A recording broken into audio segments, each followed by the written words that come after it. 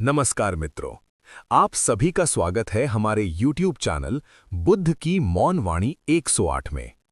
आज से हम एक ऐसी कथा श्रृंखला की शुरुआत कर रहे हैं जो सुनने के लिए नहीं, जीने के लिए है। ये कथा गौतम बुद्ध के उन वचनों पर आधारित हैं जो दिखते बहुत सरल हैं, लेकिन अगर जीवन में उतर जाएं तो मनुष्य भीतर से बदल जाता है। ये पहला भाग है और ये भाग मन की सबसे बड़ी बीमारी पर है। बहुत समय पहले की बात है। राजगृह के पास एक नगर था। नगर में कोई कमी नहीं थी। धन था, भोजन था, परिवार थे, फिर भी लोग प्रसन्न नहीं थे। लोग जब मिलते तो अपने जीवन की बात नहीं करते थे। वे बात करते थे कि वो आदमी इतना आगे कैसे निकल गया, उसके पास इतना धन कहां से आया, वो मुझे देखकर मुस्कुराया क्यों नहीं, उसने ऐसा क्यों किया। पूरा नगर एक दूसरे की जिंदगी में उलझा हुआ था। उसी नगर में एक युवक रहता था। उसका नाम सुमन था।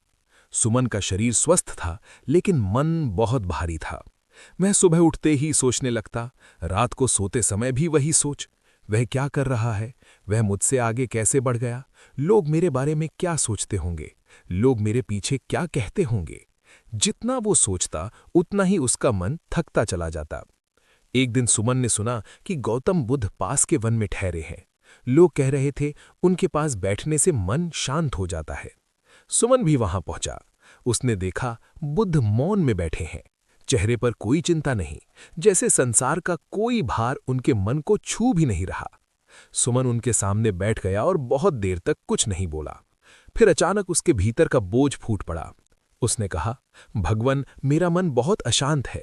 मैं हर समय दूसरों के बारे में सोचता रहता हूं, कौन क्या कर रहा है, कैसे कर रहा है और क्यों कर रहा है। बुद्ध ने आंखें खोली और सुमन को ध्यान से देखा। फिर बहुत शांत स्वर में बोले, तुम दूसरों के जीवन में बहुत अधिक प्रवेश कर चुके हो, इसीलिए अपने जीवन से बाहर हो गए हो। सुमन चौंक गया। बुद्ध बोले, जब तक मनुष्य ये देखता रहेगा कि दूसरा क्या कर रहा है, तब तक वो ये नहीं देख पाएगा कि वह स्वयं क्या बन रहा है। उन्होंने कहा, कौन क्या कर रहा है, कैसे कर रहा है और क्यों कर रहा है, ये जानने की लालसा मनुष्य को भीतर से खोखला कर देती है। तुम समझते हो कि तुम जानकारी इकट्ठा कर रहे हो, लेकिन वास्तव में तुम अशांति इकट्ठा कर रहे हो। सुमन ने पूछा, लेकिन भगवान, अगर हम ये ना देखें तो दुनिया कैसे समझ आएगी। बुद्ध मुस्कुराए। उन्होंने कहा, जिसने अपने मन को समझ लिया उसने पूरी दुनिया समझ ली। उन्होंने आगे कहा, मनुष्य का अधिकांश दुख दूसरों की जिंदगी देखने से आता है और शांति अपनी जिंदगी जीने से। बुद्ध ने पास पड़ी लकड़ी उठाई और जमीन पर एक रेखा खींची। उन्होंने कहा, ये तुम्हारा जीवन है। फिर दूसरी रेखा खींची। ये दूसरों का जीवन है। अब तुम हर समय दूसरी रेखा पर आंख लगाए बैठे हो और शिकायत कर रहे हो कि तुम्हारी रेखा आगे क्यों नहीं बढ़ रही। उन्होंने कहा, जिस दिन तुम दूसरों की रेखा देखना छोड़ दोगे, उसी दिन तुम्हारी रेखा आगे बढ़ने लगेगी। सुमन का सिर झुक गया। बुद्ध ने कहा, मनुष्य ये नहीं समझता कि तुलना धीरे धीरे आत्मा को खा जाती है। तुलना से ईर्ष्या जन्म लेती है, ईर्ष्या से क्रोध, क्रोध से घृणा और अंत में मनुष्य अपने ही मन का शत्रु बन जाता है। उन्होंने कहा, जिसने दूसरों की गति देखनी बंद कर दी, उसने जीवन की दौड़ जीत ली। बुद्ध की आवाज और भी गहरी हो गई। उन्होंने कहा, कौन क्या कर रहा है, कैसे कर रहा है और क्यों कर रहा है, इन प्रश्नों का उत्तर खोजते खोजते मनुष्य अपना ही उत्तर खो देता है। उन्होंने सुमन से कहा, आज से एक प्रयोग करो। जब भी मन किसी और की ओर भागे तो उसे वापस अपने भीतर ले आना। पूछना, मैं क्या कर रहा हूं, मैं कैसा बन रहा हूं, मैं आज अपने मन को कितना शांत कर पाया। बुद्ध ने अंत में कहा, जो दूसरों की जिंदगी से दूरी बना लेता है वही अपने मन के सबसे पास पहुंचता है। जो मनुष्य कौन क्या कैसे और क्यों से मुक्त हो जाता है वही सच में प्रसन्न हो जाता है। और सुमन पहली बार हल्का महसूस करने लगा। उसके भीतर कुछ टूट गया था और कुछ नया जन्म ले रहा था। यही था पहला सूत्र, यही था पहला परिवर्तन। सुमन उस दिन बुद्ध के पास से लौटा तो उसका मन पहले जैसा भारी नहीं था, लेकिन आदतें जल्दी नहीं जातीं। अगले दिन नगर में फिर वही हुआ। लोग बातें कर रहे थे, कोई किसी की निंदा कर रहा था, कोई अपनी बात साबित करने में लगा था। सुमन भी बैठा था। उसका मन बोला, कुछ कह दो, अपनी सफाई दे दो, लोगों को जवाब दे दो। उसने बोलना शुरू किया, और जैसे जैसे वो बोलता गया वैसे वैसे उसका मन फिर अशांत होता चला गया। शाम होते होते वो फिर थक गया। उसे बुध की बात याद आई, लेकिन एक बात उसे समझ नहीं आई थी। अगली सुबह वो फिर बुध के पास पहुंचा। उसने कहा, भगवन, मैंने दूसरों के बारे में सोचना थोड़ा कम किया, लेकिन फिर भी मन अशांत हो जाता है, क्योंकि लोग कुछ कहते हैं और मैं चुप नहीं रह पाता। बुध ने उसे देखा, फिर बहुत धीरे बोले, तुम्हारा मन तुम्हारी जुबान से बंधा हुआ है। सुमन चौंक गया। बुध बोले, मनुष्य ये समझता है कि वो बोलकर हल्का हो जाएगा, लेकिन सच ये है कि वो बोलकर और भारी हो जाता है। उन्होंने कहा, जितना हो सके चुप रहो। सुमन ने पूछा, लेकिन भगवन, अगर हम चुप रहें तो लोग हमें कमजोर समझेंगे। बुध मुस्कुराए। उन्होंने कहा, जो व्यक्ति हर बात का उत्तर देता है वो अपना रहस्य हर किसी को दे देता है। उन्होंने कहा, दुनिया में सबसे अधिक धोखा उसी को मिलता है जो बहुत बोलता है। सुमन ने कहा, लेकिन लोग मुझे बेवकूफ बना लेते हैं। बुध ने उत्तर दिया, मनुष्य को सबसे ज्यादा बेवकूफ उसकी जुबान बनाती है।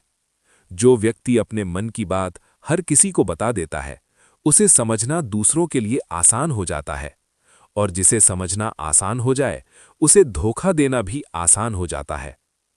बुध ने पास बैठी चिड़िया की ओर इशारा किया।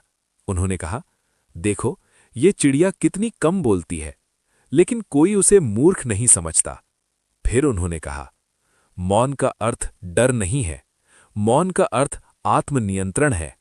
उन्होंने सुमन से कहा, जब तुम चुप रहते हो तो तुम सुनते हो, और जब तुम सुनते हो तो तुम समझते हो, लेकिन जब तुम बोलते रहते हो तो तुम न सुन पाते हो न समझ पाते हो।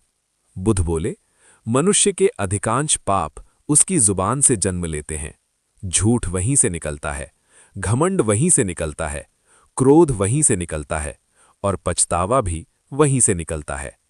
उन्होंने कहा, जिस दिन तुमने बेकार बोलना छोड़ दिया उस दिन से तुम्हारा आधा दुख अपने आप समाप्त हो जाएगा। सुमन ने पूछा, तो क्या हमेशा चुप रहना चाहिए? बुध बोले, नहीं, जब बोलना आवश्यक हो तब बोलो, लेकिन उससे पहले पूछो, क्या ये सत्य है, क्या ये आवश्यक है, क्या ये शांतिपूर्ण है? अगर इन तीनों में से एक भी नहीं है तो मौन बेहतर है। उन्होंने कहा, चुप रहने वाला व्यक्ति कम वादे करता है, कम गलती करता है और कम पछताता है। बुध की आवाज और गहरी हो गई। उन्होंने कहा, जब तुम चुप रहते हो तो लोग तुम्हें समझ नहीं पाते, और जो तुम्हें समझ नहीं पाते वे तुम्हें नुकसान भी नहीं पहुंचा पाते। उन्होंने कहा, मौन मनुष्य का सबसे मजबूत कवच है। सुमन को अपने बीते दिन याद आए। कितनी बातें उसने बिना सोचे बोल दी थीं, कितनी बार उसकी जुबान ने उसके मन को चोट दी थी। उसकी आंखें भर आईं। बुध ने कहा, आज से अभ्यास करो। हर बार जब बोलने का मन करे तो एक क्षण रुको, उस क्षण में तुम अपने आप को बचा लोगे। उन्होंने अंत में कहा, जो व्यक्ति अपनी जुबान पर विजय पा लेता है वो अपने जीवन पर विजय पा लेता है। और सुमन मौन में बैठा रहा। उस मौन में पहली बार उसे शांति सुनाई दी। यही था दूसरा सूत्र, यही था दूसरा परिवर्तन। दूर कहीं मशीनों की आवाज और साफ होने लगी। लोगों ने कान लगाकर सुना। पहली बार किसी ने मुस्कुराकर कहा, लगता है अब रोशनी आने वाली है। लेकिन कोई खड़ा नहीं हुआ, कोई जल्दी नहीं दिखा, जैसे सब जानते हों ये अंधेरा कुछ अलग दे रहा है।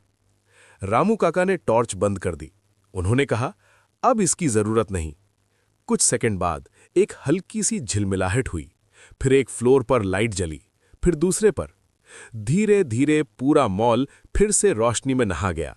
वही दुकानें, वही ब्रांड, वही चमक, लेकिन लोग वही नहीं थे। रवि ने अपनी बेटी को गोद में उठाया।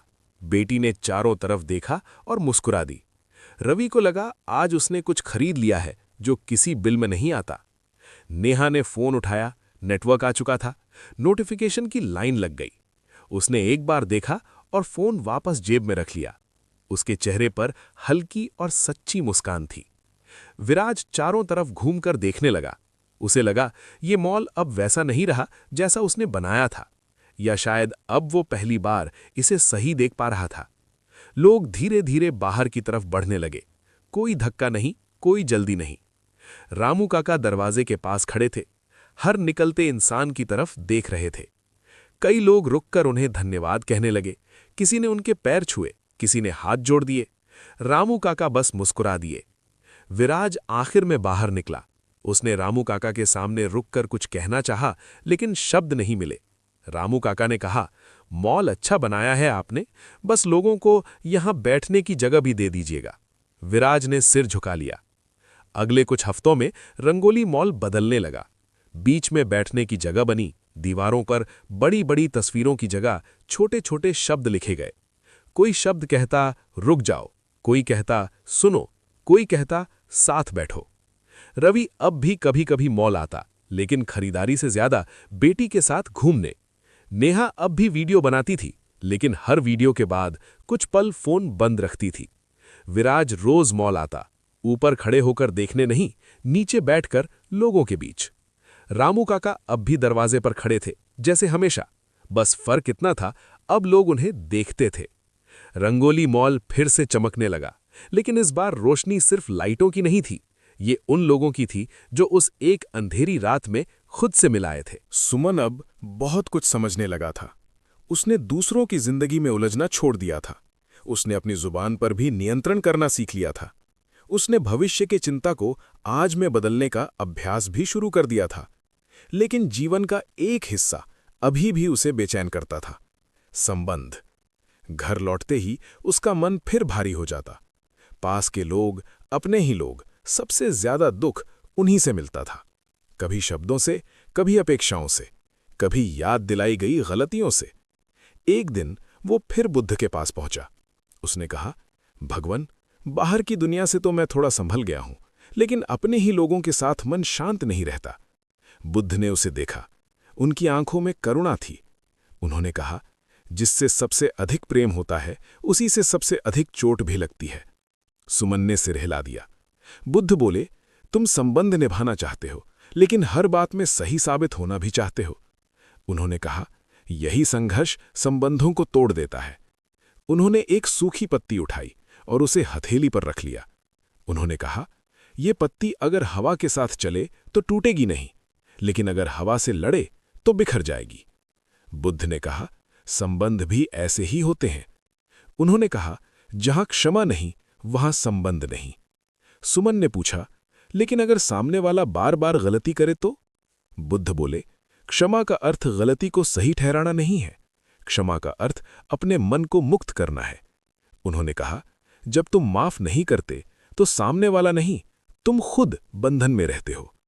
बुद्ध की आवाज और गंभीर हो गई।